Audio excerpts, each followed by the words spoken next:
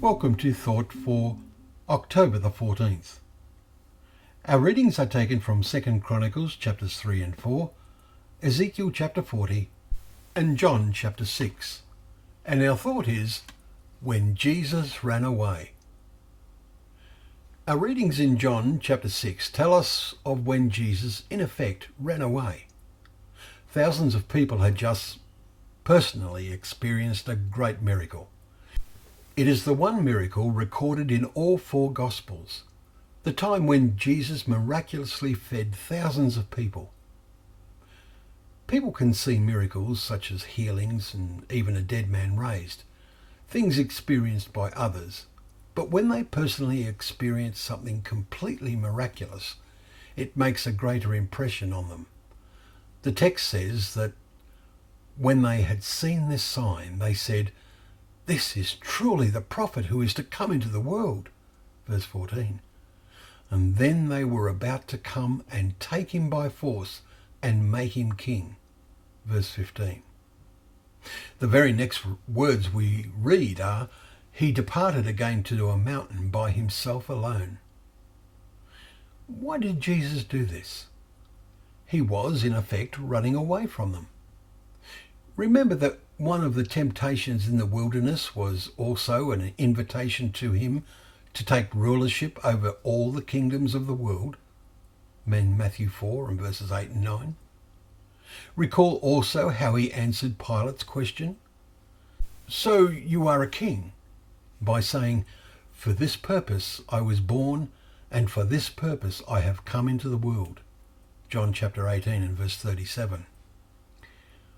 What a temptation it was then for him to respond to this opportunity to be immediately proclaimed king. His father had given him unlimited power, John chapter 3 and verse 34 says, and his destiny was to bring total justice to the world in ruling over all.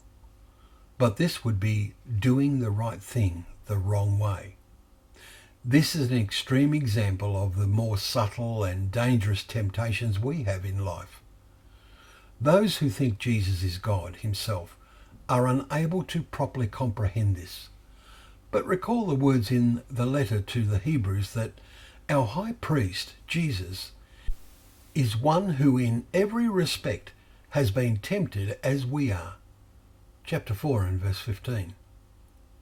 The Apostle Paul, despite all his dedication in serving Christ, admits, "I see in my members another law waging war against the law of my mind and making me captive to the law of sin that dwells in my members."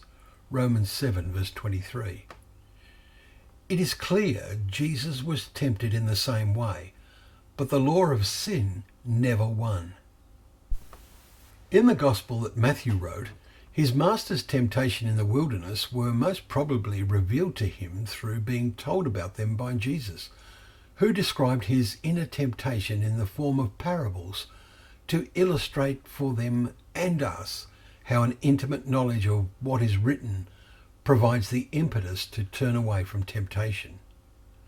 So let us follow the example of Jesus and aim to run away from temptations by doing something else, thinking of something else, or by calling a Bible passage to mind as Jesus did in his wilderness temptations, or, as we have just read, by running away to a private place to pray.